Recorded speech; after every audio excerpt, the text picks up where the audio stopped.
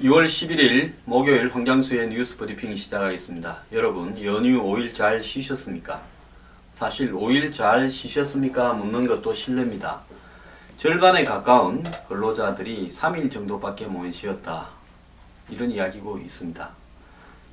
이 직장이 좋은 근로자들, 이런 분들은 5일을 푹 쉬셨을 건데요. 가뜩이나 월급도 많이 안 주고 별로 좋지도 않은 직장일수록 연휴 기간에 나와서 일을 하라고 요구가 많았던 걸로 보입니다. 그것이 오늘날 한국이 닥친 현실인데요. 어쨌거나 5일을 쉬었던 3일을 쉬었던 또 있고 열심히 또 새로운 또 이 미래를 향해서 출발을 합니다. 자, 연휴 기간에 이 뉴스 브리핑도 일이 좀 있었습니다. 누군가가 황장수의 뉴스 브리핑이라는 이름으로 제 뉴스 브리핑을 유튜브에 제업 어디서 뺏겨가지고 다시 올리고 있습니다. 저희들을 교란시키려고 장난을 치는 걸로 보이는데요. 법적인 조치를 준비하고 있으니까 즉각 사과하고 삭제하기를 바랍니다. 이 두 번 경고하지 않겠습니다. 또 어떤 분이요, 제가 미국의 샌더스 열풍이 2008년 서브프라임에서 비롯되었다, 미국 대학교의 어떤 이 주립대학교의 문제 이런 걸 언급하니까 가당치 않은 발언이라고 해서 가당치 않은 발언이라는 표현을 써서 예의가 없다고 하고 제가 삭제했습니다. 예의가 없다니 하고 그때부터는 좀 험하게 넣어두만요. 또 어떤 분은 대구에서 벌어지는 친박 마케팅에 대해서 제가 TV에서 뭐라 했다고, 제가 김무성이나 비박 친이의 활동은 말을 하지 않으면서 이 친박들의 그런 활동에 대해서는 비판적으로 말한다면서 옛날에 찌라시 문제까지 언급하면서 이야기를 하는데요. 그런 분은 제 방송 볼 자격이 없습니다. 저한테 아주 심한 욕을 했던데, 자, 그런다고 눈도 깜짝 안 합니다. 제가 얼마나 상향식 경선, 김무성 대표의 그런 행태, 또 비박들의 이 총선을 끌고 가는 행태에 대해서 비판을 했는지 이 눈을 감고요, 한 번쯤 기분 나쁜 소리 하면 즉각적으로 이 쌍욕을 해대시는 그런 분들이 제 시청자이기를 바라지 않습니다. 자, 어지간히 하겠는데요. 저는 앞으로도 예의가 없는 댓글, 그리고 상식에 벗어난 댓글, 익명의 빙자에서 빈정거리는 댓글 용납치 않겠습니다. 저는 대한민국의 토론 문화를 바꾸고 대한민국의 한마디로 이 정치적 논쟁이 수준 높게 진행될 수 있도록 계속 노력하겠습니다. 익명에 숨어서 까부는 사람들은 용납하지 않겠습니다.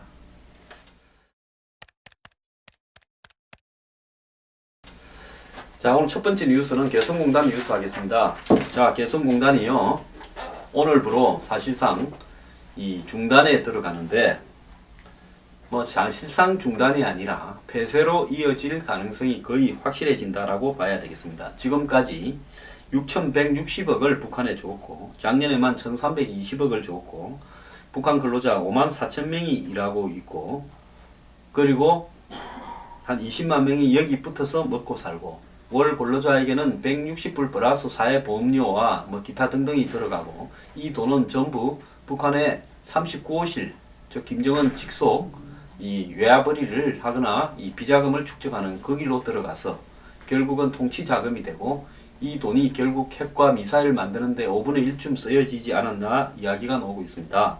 그리고 정부와 민간이 개성공단에 투자한 돈이 1조 한 190억쯤 되고, 이 개성공단을 폐쇄했을 때 나올 손실은 한 1, 2조 이렇게 정부는 추산하는 것 같고, 거기에 일하는 사람들은 사업기획 박탈과 또 이 대체적인 사업 이런 것까지 요구하면서 5, 6조라고 이야기를 하고 있습니다. 자, 제가 이 개성공단 문제에 대해서 좀 하고 싶은 이야기는요, 지금 미국과 일본이 개성공단 문제 이전에 이 북한의 핵 개발에 대해서 매우 강력한 제재에 나서고 있습니다. 지금 한미일은 각국별로 독자 개별 제재를 하고, 한미일 간에 연합된 제재를 하고, 거기에 더해서 이 유엔 안보리 제재를 갖다가 요구하고 있습니다. 원래 연휴 기간에 7일날 북한이 미사일을 쐈습니다. 그리고 한국이 지금 10일 어제 오후에 개성공단을 문을 닫겠다고 지금 이야기를 하고 있습니다. 자, 이 속에서 원래 북한이 1월 6일 날 했던 제4차 핵실험에 대한 안보리 제재가 진행되고 있는 와중에 북한은 8일에서 25일 사이 실험하겠다고 미사일 실험을 하겠다고 말해놓고는 기습적으로 7일 날 쏘았습니다. 제가 설 연휴 기간에 쏠 가능성이 매우 높다고 이야기하지 않았습니까? 자, 북한이 7일 날 쏜 이유는 중국과 한국 등 아시아의 대부분 국가들, 동북아시아의 대부분 국가들, 일부 동남아시아 국가들은 이 설이 최고의 명절입니다. 미국에서는 미식 축구 슈퍼볼 대회가 열리기 직전에 쏴서 아마 북한 미사일이 궤도에 올라갔을 때 미국 상공을 지나고 있었을 거다라고 이렇게 이야기도 나옵니다. 그것까지도 겨냥했고요. 또 뉴햄퍼스에서 열리는 미국 대선 후보 경선, 이제 어제 거의 개표가 완료됐죠. 그러니까 그것까지도 겨냥을 해서 북한이 그랬다고 봅니다. 또 북한은 중국과 한국 간의 거리를 갖다가 벌려놓기 위해서 그랬다고 보는데요. 지난 주말에 시진핑과 박근혜 대통령의 통화가 끝나자마자 북한은 쐈습니다. 시진핑은 이 통화에서 관련 당사국들이 한반도 평화 안정을 유지하기 위해 현 상황에 냉정하게 대처하기를 바랬다라고 통화했답니다. 정말 이게 시진핑이 할 이야기입니까? 이 사람 참 정신 나간 사람입니다. 또 중국은 한반도 비핵화를 위해서 최선을 다하고 한반도 평화와 안정을 유지하며 대화를 통한 문제 해결에 최선을 다하겠다고 했는데 대화를 최중시하는 3원칙을 또 이야기했답니다. 하나만한 소리 한 거죠. 그러면서 이는 중국과 한국을 포함한 동북아시아 국가들의 공동이익과 일치한다. 한반도 문제에 대해 중국은 한국 측과 소통과 조정을 유지해 나가기를 희망한다. 이렇게 이야기를 했습니다. 그래서 이 말은 간단하게 이야기하면 박 대통령이 강력한 대북 제재를 요구한 데 대해서 시진핑이 거부 의사를 밝힌 겁니다. 5일날 통화에서요. 그리고 북한이 7일날 쐈습니다. 자, 그래서 이 중국이 이 북한의 핵실험이나 미사일 발사에 대해서 우려한다기보다는 오히려 거기에서 기인된 사드 배치에 대해서 더욱더 한국 쪽에 불만을 품고 있다. 이런 것이 지금 확인이 된 거죠. 그래서 이 중국은 결국은 북한 편에 서버린 겁니다. 자, 이런 상황에서 박근혜 대통령은 이제 개성공단 잠정 중단을 결정을 했는데요. 자, 미국 상원은 대북 제재 법안을 미국 시간으로 10일, 오늘 그러니까 한국 시간으로 새벽에 아마 전체 회의를 열어서 북한에 대한 초강경 대북 제재 법안을 만장일치로 통과시켰습니다. 심지어 뭐 대선 주자인 마르코 루비오 의원조차도 표결에 참가했다고 합니다. 그래서 이 내용은 대량 살상 무기, 집권청, 사치품, 자금 세탁 등을 차단하고 북한 광물에 대해서도 제재를 하겠다. 그리고 김정은의 책임이 있다는 것을 분명히 이렇게 규명되어져야 된다는 것이 포함되었고요. 자금줄 차단하기 위해서 세컨드리 보이콧이라고 불리우는 강력한 제재가 포함되어 있다는 겁니다. 그래서 이것은 북한과 거래를 하는 기업, 개인, 그리고 은행 등에 대해서 제3국이죠. 미국이 거래를 중단하겠다라는 부분이라는 것입니다. 그래서 이 부분을 어디까지 할 것인가는 오바마 대통령이 알아서 해라고 일종의 백지 수표를 발급한 겁니다. 그리고 핵무기 개발, 인권유린, 사이버 범죄 연루자에 대해서 의무적으로 제재를 하겠다라는 내용도 들어있고요. 7시간 토론을 거쳐서 96대 0으로 통과시켰습니다. 미국이 이 북한의 핵과 장거리 미사일에 대해서 여태까지 그냥 방치해 두다가 이제 급해져서 강력한 제재로 나섰습니다. 일본은요, 이 북한의 대북 송금을 차단하기 위해서 이 북한의 61년 꿀단지라고 불리우던 조총련의 자금을 묻고 조총련을 포함해서 북한 국적자의 이제 입국을 금지를 하겠다라고 지금 나오고 있습니다. 그 외에도 이 북한 국적 선박 승무원의 상륙 금지, 그리고 모든 북한 국적의 선박과 북한에 기항한 제3적 선박의 입항 금지, 그리고 북한에 대한 송금을 조총련이나 이런 북한에 연고가 있는 사람을 10만 엔을 상한으로 묶어버리고, 그 다음에 자산 동결 대상이 되는 관련 단체 개인을 확대하는 쪽으로 초강경 조치를 취하고 있습니다. 자, 여기에서 이제 우리가 하나 봐야 됩니다. 자, 미국은요, 그동안에 한국 측이 북한에 도발이 있을 때마다 유엔 안보리나 미국, 일본 등 우방의 제재를 요구할 때 실질적으로 어떤 생각을 하고 있었는가 하면, 저거들은 개성공단을 갖다가 하면서 실제로 북한에다가 연 1000억 이상의 돈을 주고 있으면서 우리를 보고 북한에 대해서 자금줄을 묶어라 어쩌라 하는 부분은 좀 말이 맞지 않지 않느냐. 대화 교류 협력이라고 이 개성공단이 그걸 상징한다고 이야기하지만은, 이 개성공단이 2004년에 이후에 이제 시작된 이래 실질적으로 한국에 그러면 대학 교류 협력이 정진됐냐, 북한의 도발이 가속화됐냐? 가속화가 더 됐죠.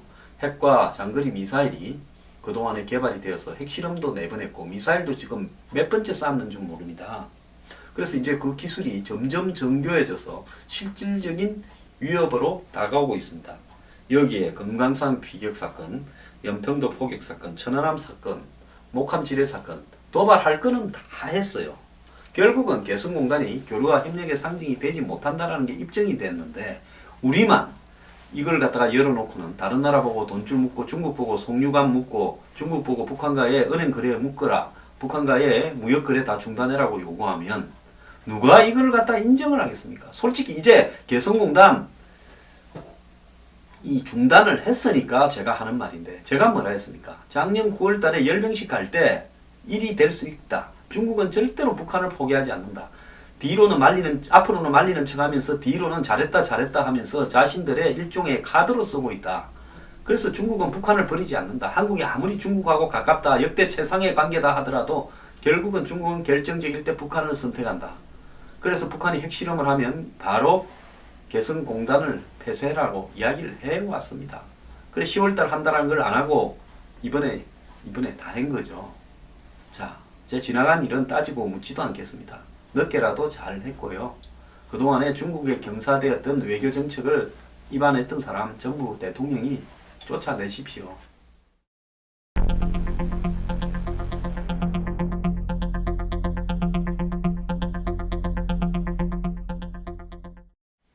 개성공단에 입주한 업체분들요, 참 안타까울 거라 생각이 듭니다. 갑자기 그렇게 되었으니까요. 그런데 제가 아침에 방송에서도 이야기했다시피 자유시장 경제에서 개성공단은 사실상 북한의 국유화, 저 월급을 전부 북한이 갖고 갔어요. 10%에서 20%만 준다는 거 아닙니까? 그러니까 국가가 5만 4천 명과 20만 명의 개성 시민들을 통제하는 겁니다. 저 북한의 국유화와 정부의 장악을 돕는 겁니다. 북한에서 벌어지는 이 사적 시장, 즉 암시장이나 또 밀급 무역 거래, 그리고 텃밭, 이런 것이 북한의 시장 경제를 돕는 거지, 개성공단이 자본주의의 씨앗을 총하다 이래 이야기하는 것은 국가 독점에 대한, 국가 독점 자본주의, 이게 또 자본주의가 아닙니다. 이걸 마치 우리 자유시장 경제처럼 생각을 해서 이야기하는 것은 매우 잘못된 것이다. 오히려 북한 공산당 김정은 일가의 인민에 대한 통치를 더 강화하는 쪽으로 작용하고 있다. 이걸 아셔야 되고요. 그 다음에 여기 들어가서 사업하시는 분들, 뭐 섬유, 봉제, 뭐 신발, 이런 게 대부분 아닙니까? 가방, 일부 뭐 기계 금속이 있는데요. 사실 거기에 들어가는 이유는 임금이 너무 싸다. 이것저것 다 해도 20만 원이 안 된다. 또 뭡니까? 20만 원 조금 넘겠네요. 그럼 또 뭡니까? 정부의 시설이나 여러 가지 지원이 많이 있다. 그래서 여기에 들어가서 참 하는 것이 저임금으로 땅짓고 헤엄치기다. 이렇게 생각을 하니까 들어간 거고, 또 거기에 대한 마이너스 요인은 북한이 언제 돌변해서 개성공단을 2003년에 저거가 폐쇄한 것처럼 장난칠 줄 모른다. 또 남북 간의 그 관계가 북한의 도발로 악화될지 모른다라는 것이 마이너스 요인이죠. 그러면 거기 들어가느냐 안 들어가느냐 하는 것은 그 이 CEO, 오나 개인의 판단에 의한 겁니다. 플러스 요인도 있고 마이너스 요인도 있는데 내가 개성공단에 들어갈 건가 말 건가. 즉 전적으로 개성공단에 들어갔다고 했다면 개성공단에서 발생할 수 있는 위험 요인을 충분히 인지하고 들어갔지 그걸 모르고 들어갔다는 건 말이 안 되는 겁니다. 즉 위험 요인이 있음에도 불구하고 거기에서 얻는 대가가 더 크기 때문에 들어간 겁니다. 그런데 거기에 들어갔다가 이렇게 이런 문제가 생기니까 정부를 상대로 너무 말을 함부로 하시는데요. 우리가 현행범이다. 정부가 다 뭐 물려 넣어라 어쩌라 이런 이야기를 좀 자제하시길 바랍니다. 뭐 애국 거기 가서 사업하는 게 우리한테 국민들한테 애국하기 위해서 간 것도 아니에요. 많은 분들은 지난 김대중 노무현 정권 때 연고로 인해서 그걸 마치 특혜처럼 생각하고 가셨을 분들도 계실 수 있다고 보고 있습니다. 또 더 나아가서 이미 한국에서는 한마디로 임금 경쟁력에서 상대가 안 돼서 사양산업화해서 외국으로 진출했거나 사라진 업종을 개성공단에서 하고 계신 거 아닙니까? 자, 여기에 재벌이라든지 잘 나가는 회사들이 안 들어간 이유가 뭐겠습니까? 그런 위험 부담을 감안했기 때문에 그런 거 아니겠습니까? 그러니까 이 지금 개성공단 입주업체 사장님들이 겪는 고통에 대해서 정부가 남북교류협력기금 등으로 보상도 하고 노력도 좀 해야 되겠지만은 저는 해줘야 된다 하는 부분도 필요하다고 봅니다. 하지만은 개성공단에 입주해서 우리가 마치 국익을 위해서 애국하는 것처럼 이야기하시는 것도 맞지 않고요. 그리고 거기에 들어가는 것도 사장님 개인의 결정이었다는 걸 아셔야 됩니다. 우리가 어떤 가게를 자영업을 하기 위해서 어떻거나 공장을 하기 위해서 이렇게 회사를 갖다가 하나 만드는 과정에서 그 모든 판단은 오나 개인의 판단에 의해서 결과를 책임져야 된다는 걸 의미하는 겁니다. 한국에서 그렇지 않게 사업을 하거나 회사를 하거나 자영업을 하는 분이 하나도 없지 않습니까? 나 모든 선택은 결과에 대한 책임도 내가 진다. 이것이 자유시장 경제라고 부르는 체제의 현실입니다. 그럼 거기 들어가셨으면 이런 일이 발생할 것도 계산은 했어야 되는 거죠. 자, 그렇기 때문에 어려운 상황이 왔다고요. 함부로 말씀하시지 마시고 또 국민들을 상대로 불편하게 하시지 말기를 바라면서 차분하게 정부의 대책을 지켜보시기를 바랍니다. 현재 개성공단에 숙박하는 총 인원은 248명이고요. 132명이 방문하고 68명이 귀환할 예정이다 라고 정부가 밝혔습니다. 그런데 이들이 이제 철수 작업을 진행하고 있는데요. 북한은 개성공단 근로자들의 출근을 전부 이렇게 중지시켰다고 합니다. 정부가 연휴 기간인 10일 이 개성공단 폐쇄를 결정한 것은 개성공단에 머무는 근로자들 수가 가장 적을 때 판단한 걸로 보입니다. 지금 앞으로 남아있는 개성공단의 근로자들의 이 기한이 굉장히 중요하다고 보고요. 오늘 아마 개성공단의 전기와 이 물 공급 등은 중단될 걸로 거의 확실해 보입니다.